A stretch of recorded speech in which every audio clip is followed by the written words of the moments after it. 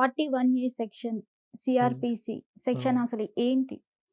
Actually ఈరోజు నేను స్టూడియోకి రావడానికి పల్లవి ప్రశాంత్ గారి కేసు ఒక రీజన్ అయితే నాకెక్కువ నేను ఫైట్ చేసేది 41A సిఆర్‌పిసి. ఓకే. మన టీవీ తరపున ఒక సామాన్యులకి ఆ చట్టం గురించి కావచ్చు, ఆ సెక్షన్ గురించి కావచ్చు తెలియాలి. అవును. ఎందుకు తెలియాలంటే ఇప్పుడు ఇంతకుముందు మీకు ప్రశాంత్ గారి కేసులో నేను చెప్పాను. ప్రశాంత్ మీదకి బుక్ అయిన ఏవైతే అఫెన్సెస్ ఉన్నారో ఆ కేసులన్నీ 7 ఇయర్స్ బిలో ఉన్న నేరాలు. జెన్యూన్‌గా ఆయన ఇన్వాల్వ్ కాని కేసు. కానీ ఆయనకు నోటీస్ ఇవ్వకుండా ఆయనను అరెస్ట్ చేశారు. అవును. అలాంటి కేసులలో ఇది 41A సిఆర్‌పిసి అంటే 7 సంవత్సరాల లోపున్న ఏవైతే శిక్ష పడే నేరాలు ఉంటావో ఓకే. ఆ నేరస్తుల మీద ఎవరైతే ఫిర్యాదు చేసి ఉంటారో ఆ పోలీస్ అధికారి కేవలం ఆయనకు నోటీస్ ఇచ్చి ఆయన నుంచి రిప్లై తీసుకొని ఛార్జ్‌షీట్ కోర్టులో ఫైల్ చేసిన తర్వాత కోర్టు నుంచి నోటీసులు వచ్చినప్పుడు మాత్రమే కోర్టులో అపియర్ కావాలి. ఓకే. కానీ ఇప్పుడు జరుగుతుంది ఏంటంటే కొన్ని 41ఏలో కూడా కొన్ని ఎగ్జెంప్షన్స్ ఉన్నవి. అంటే ఆ 41A ప్రకారం మేము నోటీస్ ఇచ్చిన తర్వాత ఆయన ప్రాపర్‌గా మాకు రెస్పాండ్ కాలేదని చెప్పి డబ్బులు ఇచ్చిన వాళ్ళ దగ్గర ఒక రకంగా, డబ్బులు లేని వాళ్ళ దగ్గర ఒక రకంగా పోలీసులు వ్యవహరిస్తూ ఓకే. ఆ వ్యవహార శైలి ఎక్కడి దాకా వెళ్ళిందంటే చీఫ్ జస్టిస్ ఎన్వి రమణ వరకు తీసుకెళ్ళాం మేము. ఓకే. గత 2021 నుంచి 22 వరకు ఒక సంవత్సరంన్నర ఈ సెక్షన్ మీదనే దాదాపు 1000-2000 మంది అడ్వకేట్లను నాంపల్లి కోర్టులో ఫైట్ చేశాం తెలంగాణ వ్యాప్తంగా. ఓకే. అంటే ఓన్లీ మన రాష్ట్ర సమస్యనే కాదు, దేశ సమస్య ఇది. చాలామంది పోలీస్ స్టేషన్ అంటే కామన్ ప్రజలు భయపడుతున్నారు. దయచేసి మీరు భయపడకండి. ఒక డబ్బున్న వ్యక్తి పోలీస్ స్టేషన్‌కి ధైర్యంగా వెళ్తున్నాడు. ఒక డబ్బు లేని వ్యక్తి ధైర్యంగా ఎందుకు వెళ్తలేడంటే వాళ్ళ దగ్గర డబ్బు ఉంటుంది. నీ దగ్గర చట్టం మీద అవగాహన ఉంటే నీకు ధైర్యం వస్తుంది. ఓకే. నీ మీద తప్పుడు కేసు పెట్టినప్పుడు నువ్వు భయపడాల్సిన అవసరం లేదు. పోలీస్ వ్యక్తి నిజంగా మిమ్మల్ని డబ్బులు ఇస్తా బెయిల్ ఇస్తా డబ్బులు ఇవ్వమని అన్నప్పుడు ఏసీబీ కూడా ఉన్నది. Okay. Me near by ACB కూడా మీరు పట్టియొచ్చు. అట్లా చాలామంది విసిగిపోయి పోలీస్ వ్యవస్థ మీద నేను ధైర్యంగా చెప్తున్నానండి. కొందరు అధికారుల మీద విసిగిపోయి ఏసీబీకి పట్టించిన సందర్భాలు చాలా ఉన్నాయి. అలాంటి అధికారుల ఆధారాలు బేస్ చేసుకొని ఎన్వి రమణ గారికి నేను 41 మీద ఇట్లా జరుగుతుంది సార్. చాలామంది పేదల దగ్గర మాత్రమే ఉన్నోళ్ళని మీరు దాదాపు అరెస్ట్ చేయట్లేదు. మీరు చూడండి ఉన్నోళ్ళ దగ్గర దాదాపు 99% ఉన్నోళ్ళని అరెస్ట్ చేయట్లేదు. ఇలాంటి బిలో 7 ఇయర్స్ ఏవైతే నేరాలు ఉంటాయో ఇలాంటి నేరాలు ఎవరైతే డబ్బులు పోలీసు వాళ్ళకి సమర్పించుకోరో అలాంటి వాళ్ళని మాత్రమే జైలుకు పంపిస్తున్నారు సార్ అని ఆధారాలతో పాటు ఎన్వి రమణ గారికి పంపినప్పుడు ఎన్వి రమణ గారు తెలంగాణ లీగల్ సర్వీస్ కమిటీకి నా లెటర్ను ఫార్వర్డ్ చేశారు. ఆ కమిటీ నవీన్ రావు సార్ కమిటీ నన్ను పిలిచారు. నా దగ్గర ఉన్న ఎవిడెన్సెస్ కలెక్ట్ చేసుకున్నారు.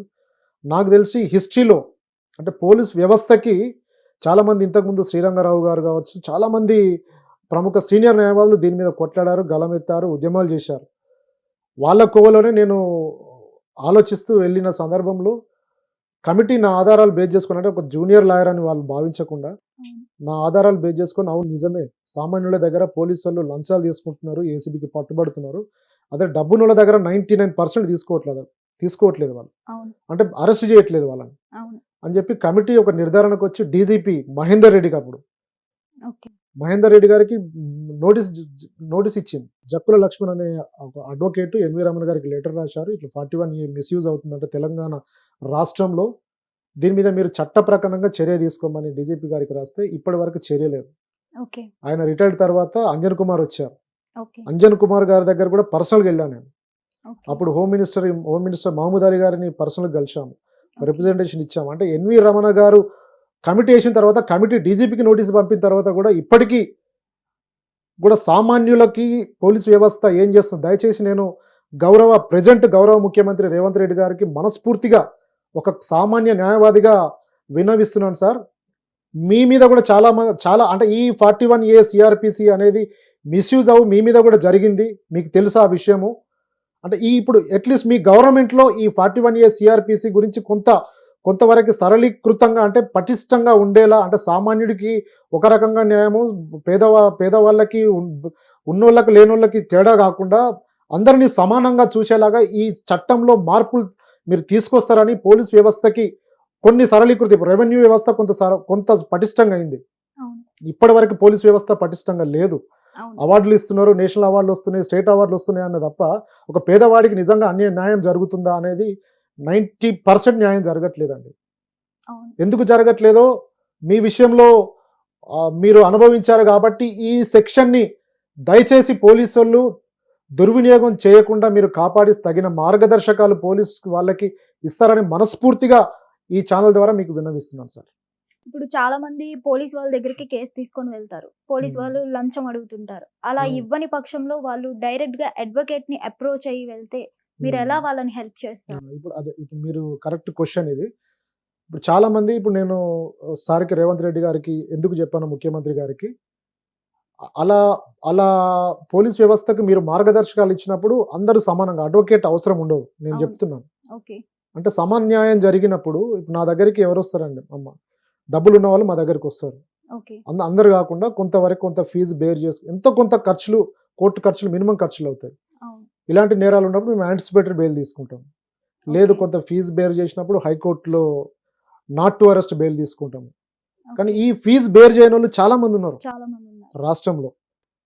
అలాంటి వాళ్ళ కోసం ప్రభుత్వం కనీసం సరళీకృత విధానాలు పోలీస్ వ్యవస్థలో తీసుకురాకపోతే మాత్రం సామాన్యులకు మాత్రం న్యాయం ఇప్పటికి కాదు సార్, ఎప్పటికైనా అందుతుందో లేదో అనేది వాళ్ళ మనసులకు తెలుసు. మీరు అర్థం చేసుకుంటారని అనుకుంటున్నాను సార్. కోర్టులో ఇప్పుడు కేసు వేస్తే వాయిదాలు పడుతుంటాయి, అమౌంట్ ఖర్చు అవుతుంది అని చాలా మంది బేర్ చేయలేకపోతున్నారు, డేర్ చేయలేకపోతున్నారు. అడ్వకేట్ గా మీరు హెల్ప్ చేయొచ్చు తలుచుకుంటే. అమౌంట్ ఏం తీసుకోకుండా మీరు హెల్ప్ చేయగలరా వాళ్ళని? అలా చాలా మందికి చేస్తున్నామండి. రీసెంట్ గా పల్లవి నాకు తెలిసి హిస్టరీలో ఫస్ట్ టైం అనుకుంటా ఒక కేసు గురించి ఒక 50 నుంచి 70 మంది అపియర్ అయ్యాం ప్రశాంత్ గారి కేసు గురించి.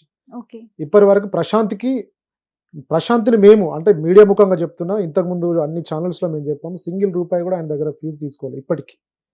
అంటే ఒక రైతు బిడ్డ, ఒక ఫార్మర్స్ అని అంటే అందరికీ